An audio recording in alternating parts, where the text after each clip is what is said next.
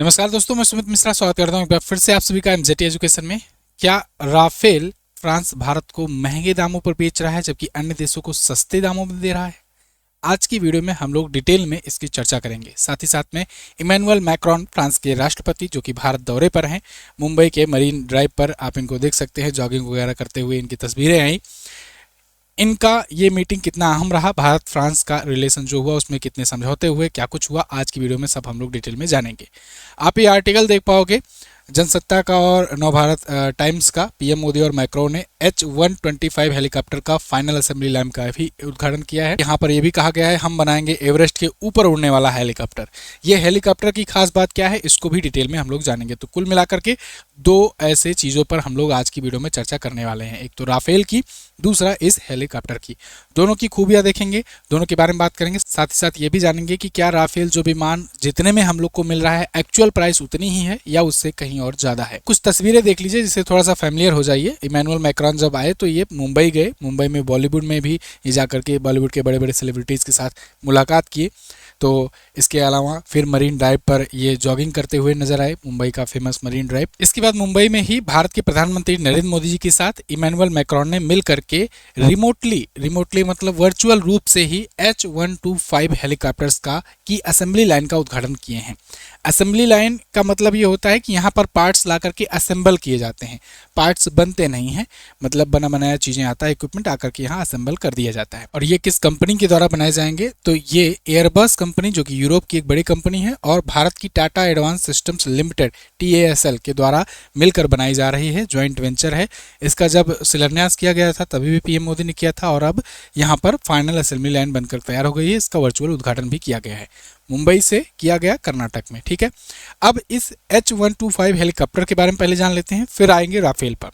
इसकी खासियत क्या है? इसकी खासियत यह है ना कि ये हजारों फीट ऊपर तक की ऊंचाई पर जाकर के लैंड हो सकता है और वहां से टेक ऑफ कर सकता है। अमूमन जो हेलीकॉप्टर्स होते हैं उनकी एक लिमिट होती है और भारत में आप जानते हो जैसे क्योंकि हिमालयी क्षेत्र भी बहुत ज़्यादा है, लद्दाख जैसे एरिया में काफ़ी ऊंचाइयों पर रहते हैं, वहाँ पर बेसिस रहते हैं, वहाँ पर सैनिकों के लिए कुछ सामग्रियां भी अगर पहुंचानी हो तो भी बहुत ज़्यादा डिफिकल्ट टास्क हो जाता है। लेकिन ऐसे में ये जो हेलीकॉप्टर है ना, इसने माउंट एवरेस्ट पर उतर करके वहां से लैंड करके भी इतिहास रच चुका है ऑलरेडी ही। तो इसी की बात की जा रही है, वहां जो मैंने आपको आर्टिकल दिखाया था अभी कि हम ऐसे हेलीकॉप्टर्स बनाएंगे जो माउंट एवरेस्ट पर से भी ऊंचा उड़ जा सकेगा, वो यही वाला है ना, H-125। तो ऐसे हेलीकॉप्टर्स ये बनेगा, ये 29,000 की फीट की ऊंचाई पर भी लैंडिंग और टेक ऑफ करने की क्षमता रखता है। अब ये भारत में बनेगा तो भारत अपना भी यूज करेगा और साथ ही साथ एक्सपोर्ट भी इसको आगे चल करके करेगा, क्योंकि ये संयुक्त वेंचर है दो कंपनियों का। ठीक है ना, ऐसा नहीं है कि DRDO बना रहा है और मतलब भारत अब आगे यही उद्देश्य भी चल रहा है ना कि make in India make for the world. तो खैर, अब ये जो 2027 तक अपना पहला स्वदेशी हेलीकॉप्टर दे देगा इस असेंबली लाइन से, उसके बाद से फिर आने वाले दिनों में और भी बनेंगे। अब आते हैं हम लोग राफेल फाइटर जेट्स की। अच्छा, इसकी स्पीड वगैरह भी काफ़ी अच्छी है, लगभग 200-250 किलोमीटर के आसपास में प्रति घंटा के आसपास में इसकी स्पीड पहुंच जाती है। अब हम बात करेंगे राफेल की। राफेल जो है ये 4.5 जनरेशन का एक फाइटर जेट है और भारत इससे पहले से भी राफेल यूज करता आया है।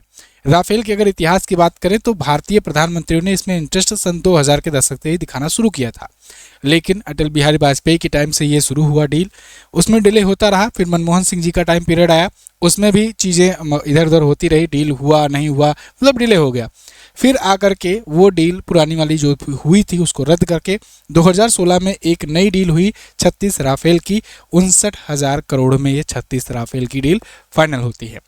ये 36 राफेल को डिलीवरी भी अच्छे से कर दिया फ्रांस ने, सक्सेसफुली इसका डिलीवरी भी हो गया।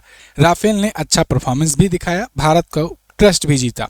भारत ने इसके लिए ट्रेनिंग करने के लिए भी एयरफोर्स के पायलट्स वगैरह को भेजे थे अपने।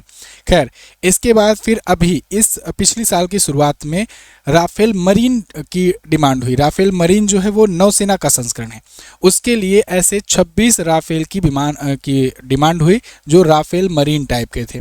उसके लिए भी 63,000 करोड़ की डील हुई। वो डील भी अब हो चुकी है, मतलब कि नौसेना के लिए 26 ऐसे राफेल देगा फ्रांस। लेकिन एयरफोर्स ने उसी बीच में ये भी कहा कि हमें और राफेल की ज़रूरत है। एक्चुअल में भारत में बहुत सारे स्क्वाड्रन की कमी है, क्योंकि पिछले साल 2025 तक MiG-21 रिटायर कर दिया गया। After long time of uses. मतलब आप समझो कि 60 के दशक का वो फाइटर प्लेन आज तक भारत यूज कर रहा था। 2025 में पूरी तरीके से मिग 21 फाइटर जेट को रिटायर किया गया, जिससे भारी कमी अचानक से आ गई भारतीय वायुसेना में। इस समय भारतीय वायुसेना बहुत ज़्यादा कमी फाइटर जेट की कमी से जूझ रही है, मतलब बहुत ज़्यादा कमी है। आप समझो कि लगभग डिमांड है कि 42 से 45 स्क्वाड्रन होने चाहिए, लेकिन जितना भारत की मतलब भूमि है, जितना क्षेत्र है, उस हिसाब से कि इतना इतना फाइटर प्लेन तो होना ही चाहिए। सर JRD टाटा ने ये रिकमेंड किया था अपने टाइम पर 1950 के दशक में कि जिस हिसाब से भारत का भूभाग है उस हिसाब से 42 स्क्वाड्रन होने चाहिए। लेकिन अभी के टाइम पर जब मिग 21 भी रिटायर हो गया तो 25 से भी कम स्क्वाड्रन आ गए हैं। तो ऐसे में भारतीय वायुसेना ने कहा कि हमको 114 राफेल तो चाहिए ही चाहिए, वो भी बहुत जल्द, क्योंकि इसके बाद ही हम अपनी चीज़ों को मजबूत कर पाएंगे, एडवांस कर पाएंगे। उधर पाकिस्तान, चाइना ये सब काफ़ी एडवांस कर रहे हैं अपने एयरफोर्स को। पाकिस्तान की एयरफोर्स काफ़ी मजबूत है क्योंकि चाइना का उसको सपोर्ट मिल जाता है। अभी आपने देखा JF-17 थंडर उसने बेचना भी शुरू कर दिया है, जो कि चाइनीज़ माल है वो बात अलग है, लेकिन उसको उसने यूज़ किया खूब और अब उसको बेचने पर लग गया है। भारत ने आज तक कोई एक सा भी ऐसा फाइटर जेट नहीं बनाया है जिसको हम ढंग का एक्सपोर्ट कर सके। भारत की डील हुई थी इंडोनेशिया के साथ कि भारत तेजस बेचेगा, लेकिन बाद में ये निकल करके आ रहा है अब कि इंडोनेशिया वो तेजस खरीदने से अभी मना कर रहा है और उसके बदले में वो हो सकता है JF-17 थंडर खरीद ले। मतलब ये भारत की एक प्रकार से विश्वास में कमी हुई, क्योंकि तेजस ने कुछ खास प्रदर्शन दिखाया नहीं। तेजस की अलग ही कहानी है, उस पर भी अभी हम लोग आएंगे। यहाँ पर राफेल की बात करते हैं। राफेल वैसे आसमान का बाजीगर माना जा रहा है। कारण ये है इसका, इसने F-35 तक को टक्कर दे दिया है, जो कि 5th जनरेशन का फाइटर जेट है। लेकिन उसके बदले भारत ने राफेल को चुना। क्यों चुना? कारण ये है कि इसकी स्टेबिलिटी, साथ ही साथ इसका परफॉर्मेंस, और दुनिया भर के देशों ने, ऐसा नहीं है कि सिर्फ भारत ने ही इस पर ट्रस्ट दिखाया है। राफेल भारत के खरीदने के बाद भारत ने यूज किया, उसको देखने के बाद UAE ने भी खरीदा, राफेल इंडोनेशिया भी खरीदा, राफेल यूरोपीय देश के बहुत सारे देश खरीद रहे हैं। ऐसे में राफेल की बहुत ज़्यादा डिमांड हो रही है। भारत ने भी यहाँ पर डिमांड दिखाई। वहीं दूसरी तरफ F-35 जो है अमेरिका वाला फाइटर जेट, उसमें कई बार ऐसे वीडियोस, ऐसे फुटेजेस आए कि क्रैश हो रहा है, गिर जा रहा है, लैंड कर रहा है तो टेक ऑफ नहीं कर पा रहा है, उसमें दिक्कत आ रही है। भारत के भी केरल में आकर के ये 2-3 महीनों तक पड़ा रहा था इसे। तो ऐसे में F-35 का ट्रस्ट कम होता गया और चाइनीज वाले में, चाइना माल पर उतना जो कोई ज़्यादा भरोसा करता नहीं है, और हम लोग भी चाइना क्योंकि दुश्मन है तो उससे तो फाइटर जेट लेंगे नहीं। खैर 4.5 जनरेशन का ये फाइटर जेट है। 2222 किलोमीटर प्रति घंटा की इसकी रफ्तार है। अभी मैंने हेलीकॉप्टर वाले में क्या बताया था, 200 से 250 किलोमीटर प्रति घंटा की रफ्तार। ये 2000 से 2500 किलोमीटर प्रति घंटा की रफ्तार ये तय कर सकता है। हालांकि ये फाइटर जेट है। इसके अलावा ओमनी रोल इसकी क्षमता है। भारतीय वायुसेना इसको यूज भी कर रही है, तो फिर ट्रस्टेड भी है। मतलब इसके लिए कोई एक्स्ट्रा ट्रेनिंग या अतिरिक्त वो देने की जरूरत नहीं पड़ेगी कि जाना पड़े फ्रांस में सीखने। इसके अलावा इसमें मेटियोर और स्कैल्प मिसाइल भी लग सकती हैं। हालांकि अब इस डील में एक और दिक्कत आ रही है, फ्रांस ने सोर्स कोड देने से मना कर दिया है। अगर भारत को इसी पर सोर्स कोड मिल जाता तो सोने पर सुहागा हो जाती है डील, क्योंकि सोर्स कोड मिलने से ना कल को हम लोग उसमें थोड़ा सा मॉडिफिकेशन करके अपनी जो मिसाइलें बना रहे हैं उसके लिए वहां पर इनकोडिंग कर सकते हैं। फाइटर जेट में ऐसा नहीं होता है कि जाकर के ऐसे लटका दो मिसाइल और वो लॉन्च कर देगा, नहीं। उसके लिए प्रॉपर तरीके से उसके सॉफ्टवेयर में अपडेट करना पड़ता है। उसके सोर्स कोड अगर जब पता रहेगा तभी उसमें चेंजेस कर पाओगे, तभी उसमें मिसाइल को लॉक कर पाओगे, मिसाइल को फिट कर पाओगे। तो ऐसे में भारत जो ब्रह्मोस मिसाइल बनाया हुआ है और भी जो मिसाइलें बनाता रहता है, तो भारत चाहता है कि जब भी किसी से डील करें तो सोर्स कोड मिल जाए। इसी बात पर रूस ने इसका फायदा उठाया था। रूस ने कहा कि हम देंगे सुखोई 57, आओ ले लो हमसे, और उसका सोर्स कोड भी हम देंगे। लेकिन फिर भी भारत राफेल की तरफ जा रहा है। अब यही थोड़ा सा मतलब माथापच्ची वाली बात है कि भारत क्यों सुखोई 57 को नहीं ले रहा है, क्योंकि सुखोई 57 ये जो है ये 5th जनरेशन का है, राफेल 4.5 जनरेशन का है। राफेल में स्टील टेक्नोलॉजी नहीं है। 5th जनरेशन का फाइटर जेट वो फाइटर जेट है जिसमें स्टील टेक्नोलॉजी होती है। स्टील टेक्नोलॉजी बोले तो कि अगर रडार आपको चाहेगा भी ढूंढना तो रडार आपको ढूंढ नहीं पाएगा। मतलब आप रडार की पकड़ से बच जाओगे। रडार का क्या होता है, रेडियो डायरेक्शन एंड रेंजिंग, वो पता लगाता है किरणें भेज करके कि कितनी दूर है कोई फाइटर जेट। तो दुश्मन का रडार पकड़ ही नहीं पाएगा, क्योंकि वो या तो उसमें ऐसी टेक्नोलॉजी लगी रहती है कि या तो वो रिफ्रैक्ट कर देगा आने वाले रडार से किरणों को, या तो एब्जॉर्ब कर लेगा। तो ऐसे ही F-35 भी है, ऐसे ही सुखोई 57 भी है रसिया वाला। लेकिन भारत के पास अभी तक कोई 5th जनरेशन नहीं है। भारत AMCA पर अपने काम कर रहा है, वो भी बहुत डिले प्रोजेक्ट है। खैर, राफेल पर भी अभी ये नहीं है, क्योंकि राफेल भी 4.5th जनरेशन का है। बाकी सारी खूबियां हैं, बस स्टील्थ वाली खूबी नहीं है। अब इसमें कुछ लोग आरोप ये भी लगाते हैं कि इसमें भैया जो ब्यूरोक्रेसी है ये मजा मारती है। ब्यूरोक्रेसी, जब भी कोई ऐसा बात आता है ना भारत में डिफेंस के मामले में, तो कई बार अच्छा खासा मुनाफा बनाने के चक्कर में जो डील हो भी रही होती है जिस निश्चित दाम पे, उसको भी बढ़ा चढ़ा करके ज़्यादा महंगे दामों पर वो डील करवा देते हैं। क्योंकि पैसा तो उनके हाथ से जाना नहीं है, पैसा तो जनता के पैसों से जाना है, जनता का टैक्स का पैसा जाना है, सरकार का जाना है। उनके हाथ में, ब्यूरोक्रेट के हाथ में आ जाएगा बढ़िया मोटा पैसा, और वो अपना विदेशों में मकान बढ़िया बना लेंगे। खैर, ये आरोप हमेशा लगते आए हैं और यही आरोप अभी भी लग रहा है कि क्या इंडोनेशिया को जिस सेम रेट में दिया जा रहा है राफेल जेट, क्या उसी रेट में भारत को भी मिल रहा है? ये भी अब जांच करने का विषय होगा, ये भी अब देखने वाला विषय होगा कि प्रति फाइटर जेट कितने में मिल रहा है भारत को, और प्रति फाइटर जेट इंडोनेशिया में कितने में मिलता है। भारत तो कह दिया है कि 114 फाइटर जेट ये 3.2 लाख करोड़ में खरीद रहा है। अब इंडोनेशिया को भी बेचने जा रहा है फ्रांस, तो अब देखना होगा इंडोनेशिया में कितने में बिकता है। खैर, भारत अभी तक कैसे तेजस अपना नहीं बना पाया या अपना कोई और फाइटर जेट नहीं बना पाया, तो इसके पीछे 2-3 कारण हैं। एक तो पहला कि भारत सरकार जो है ना, डिफेंस बजट अपना बहुत ज़्यादा नहीं रखती है। अम्मा, दीदी, बहनी, दादी, ताई योजना के चक्कर में, फ्री बीज के चक्कर में डिफेंस को ध्यान में नहीं रखते हैं, डिफेंस को ताक पर रखते हैं। हाँ, बड़ी बड़ी बयानबाजी जरूर करेंगे कि हम POK ले लेंगे 6 महीने में, हम 2 महीने में पाकिस्तान को धराशायी कर देंगे, ऐसा वैसा। भारतीय सेनाएं बहुत मजबूत हैं, बहुत ताकतवर हैं, नो डाउट, बहुत साहसी हैं, लेकिन उनके पास हथियार भी तो होना चाहिए। ऐसे ही थोड़े जाकर के डंडा से थोड़ी न लड़ेंगे, अब ज़माना बदल गया। दूसरा चीज़, डिफेंस बजट बड़े कहे सुनने के बाद, ऑपरेशन सिंदूर होने के बाद इस बार 15% बढ़ाए हैं डिफेंस बजट, और 15% बढ़ा करके कितना किए हैं?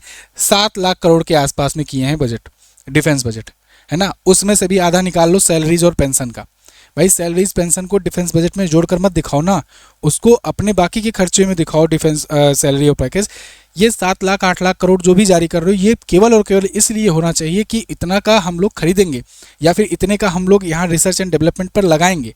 अभी R&D का एक रिपोर्ट आया है रिसर्च एंड डेवलपमेंट पर, उस पर दिखाया गया है कि भारत की रैंक 7वीं है और भारत से 10 गुना ज़्यादा, लगभग $77 बिलियन के आसपास में खर्च कर रहा है, $775 बिलियन के आसपास में खर्च कर रहा है चाइना, और $773 बिलियन के आसपास में खर्च किया है अमेरिका ने पिछले 1 साल में। भारत ने लगभग $6-7 बिलियन के आसपास में खर्च किया है रिसर्च एंड डेवलपमेंट पे। तो रिसर्च एंड डेवलपमेंट पर यहाँ पर खर्च ही नहीं होता है इतना। दूसरा कारण, HAL की बदमाशी, HAL पर डिपेंडेंसी। सरकारी कंपनियों पर ज़्यादा डिपेंड रहते हैं कि हिंदुस्तान एरोनॉटिक्स लिमिटेड बनाएगा तब फिर हम चलाएंगे। हिंदुस्तान एरोनॉटिक्स लिमिटेड 1980 के दशक से तेजस वाला फाइटर जेट इंट्रोड्यूस किया है, तब से लेकर आज तक ये तेजस फाइटर जेट ढंग का बना नहीं पाया। मतलब सब कुछ 1980 से बना रहे हो, आज तक उसका इंजन तुम्हें खरीदना पड़ रहा है। इंजन जो है ये जनरल इलेक्ट्रिक नाम की कंपनी अमेरिका की है, उससे खरीदना पड़ता है, और अमेरिका बढ़िया नब्ज दबाया हुआ है, वो इतना डिले कर करके भेजता है। 5 साल में 4 साल में एक इंजन भेजेगा एक फाइटर जेट का। आपको ज़रूरत कितनी है? आपको ज़रूरत इतना है 42 स्क्वाड्रन की, और आपके पास एक फाइटर जेट का इंजन आ रहा है 2 साल में 3 साल में।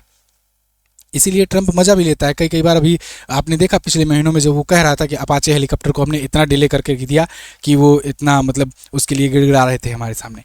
तो क्यों भाई उस पर लगे हुए हो? लगाओ पैसा रिसर्च एंड डेवलपमेंट में, बनाओ खुद का इंजन।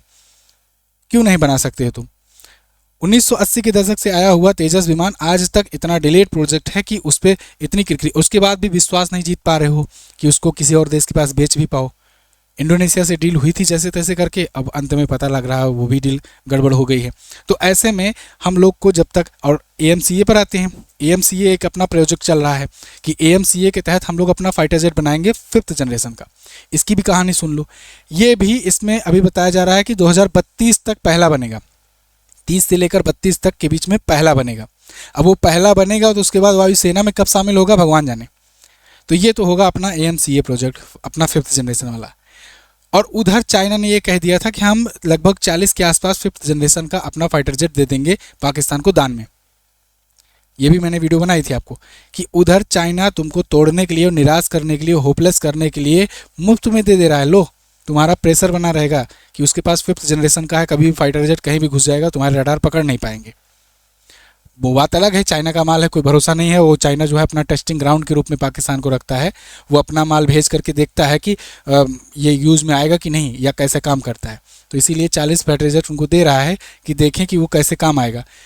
पाकिस्तान को देता है, पाकिस्तान पर टेस्टिंग होती है, भारत के खिलाफ उकसाता है, भारत से लड़ाई होती है और उसी में बहाने में वो अपनी बखान करवाता है, इधर उधर सोशल मीडिया पर प्रमोशन करवाता है, प्रोपेगेंडा करता है कि हमने अपने फाइटर जेट से इतने मार दिए, अपने फाइटर जेट से उतने मार दिए। फिर वही फाइटर जेट का प्रोपेगेंडा करके दुनिया भर को बेचता है।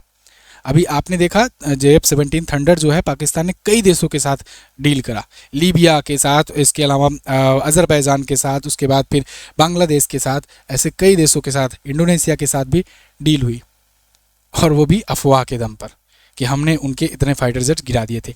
तो यहाँ पर कहीं ना कहीं भारत सरकार को चेतना होगा कि भैया बस कर दो। अब PM का फुल फॉर्म प्रधानमंत्री होता है, PM का फुल फॉर्म आजकल प्रचार मंत्री हो गया है। जब भी किसी का राज्य का चुनाव आएगा, किसी का छोटा मोटा इलेक्शन आएगा, वहाँ भी पहुँच जाएंगे प्रचार करने। ठीक है, प्रचार करो, लेकिन उसका भी एक समय निर्धारित किया जाए और इन सब पर चीज़ों पर ध्यान दिया जाए। भाई ये बहुत ज़रूरी है डिफेंस।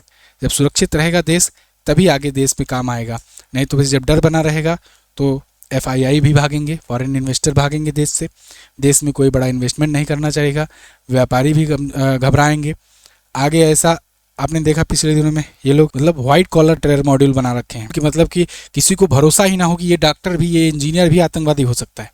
तो इतना देश के दुश्मन घर के अंदर भी घर के बाहर बने हुए हैं और तुम लगे हुए हो बस आरक्षण दे दो, फ्रीबीज दे दो, ये दे दो, वो दे दो, वोट पा जाओ, बस डिवाइड एंड रूल करो। इस पर भी थोड़ा सा ध्यान दे लो। खैर, आपकी इस पर क्या राय है आप मैं जानना चाहूँगा, आप कमेंट करके बताइए। भारत क्या रिसर्च एंड डेवलपमेंट में और थोड़ा बढ़ा सकता था इस बार के बजट में? जो 7 लाख करोड़ का दिया गया है सगुफा, उसमें से भी आधा जो जाएगा सैलरीज और पेंशन्स में। तो क्या कहना चाहते हैं आप इस पर, आप कमेंट करके बताइए। मैं मिलूंगा आपसे अगली वीडियो में, तब तक चैनल को सब्सक्राइब करके रखिए। Thank you so much. जय हिंद, वंदे मातरम।